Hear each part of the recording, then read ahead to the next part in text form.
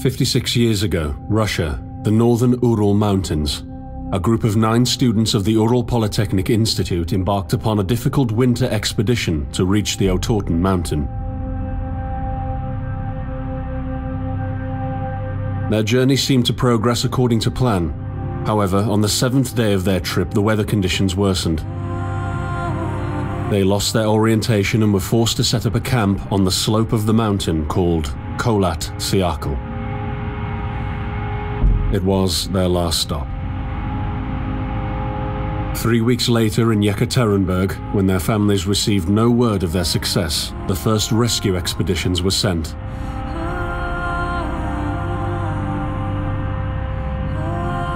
On February 25, 1959, an abandoned encampment was found. The tent was torn down and covered with snow, with all the group's belongings left inside. Further examination revealed it was cut from inside out. The surrounding footprints indicated the crew had fled the tent. They were barefooted. This suggests a frantic escape, characteristic of people scared out of their wits.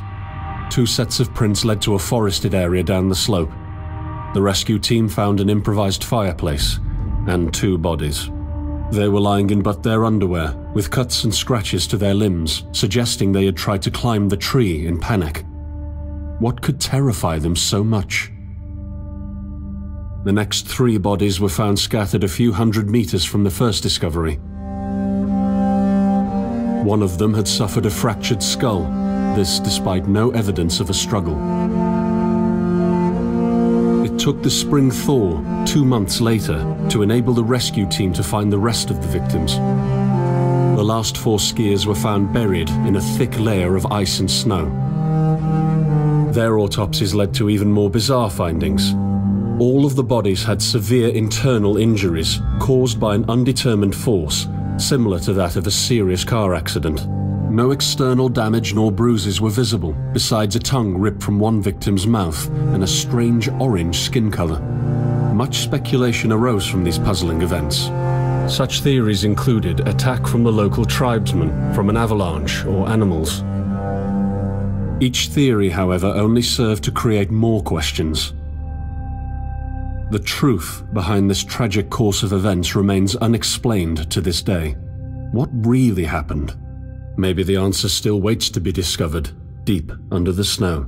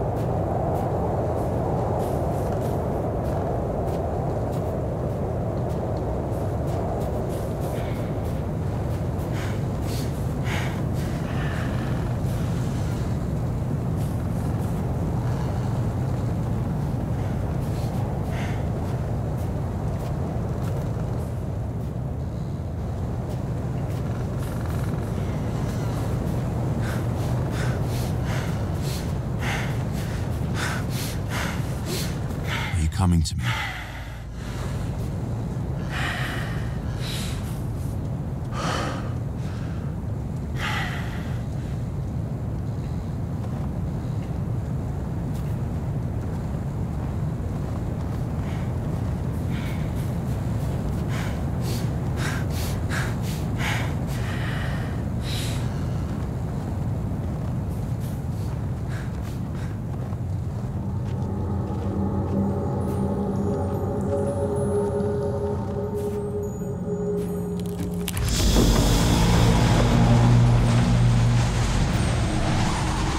In the end, the only thing I saw was a flash, an insufferable burning light, the pain ripping apart my body.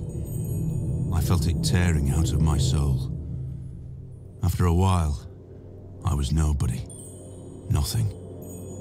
The light went out and I vanished into overwhelming darkness. I welcomed the end with delight.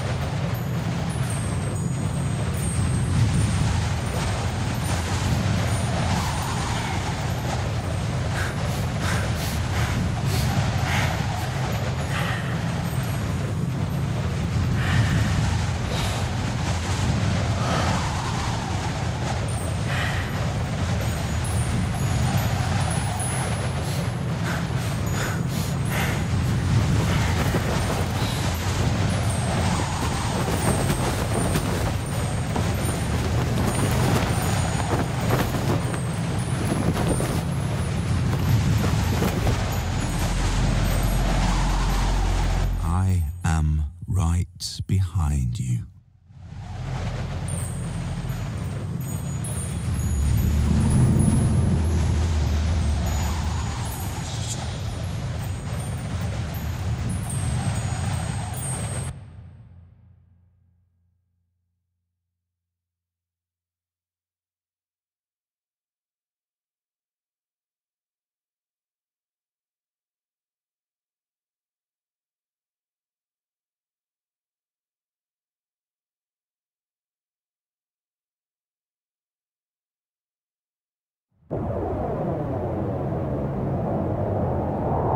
Have you ever tried to hold on to your humanity when others convince you of being no more than a subject, an object, which they can bend to their will?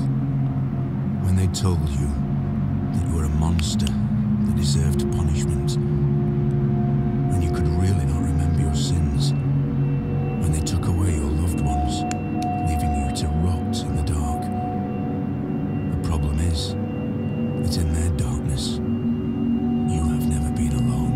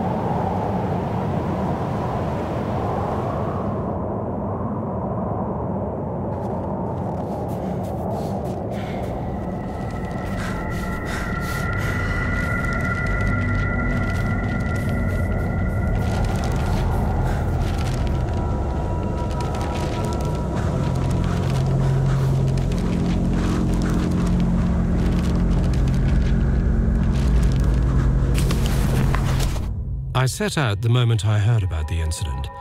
I was in the area, so I reported to the unit myself to be automatically assigned to the case. I arrived at Vichy on February the 19th, a couple of days before the Institute's rescue group.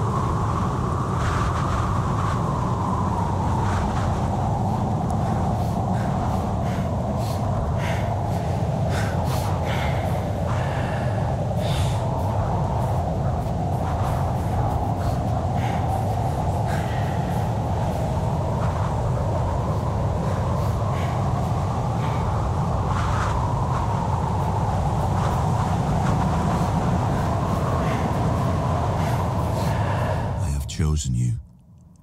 You are remarkable, just like me. But you are losing your mind, my friend. You're slipping slowly into the abyss, and there is no one to give you a hand. And at the bottom, I am the only one waiting for you.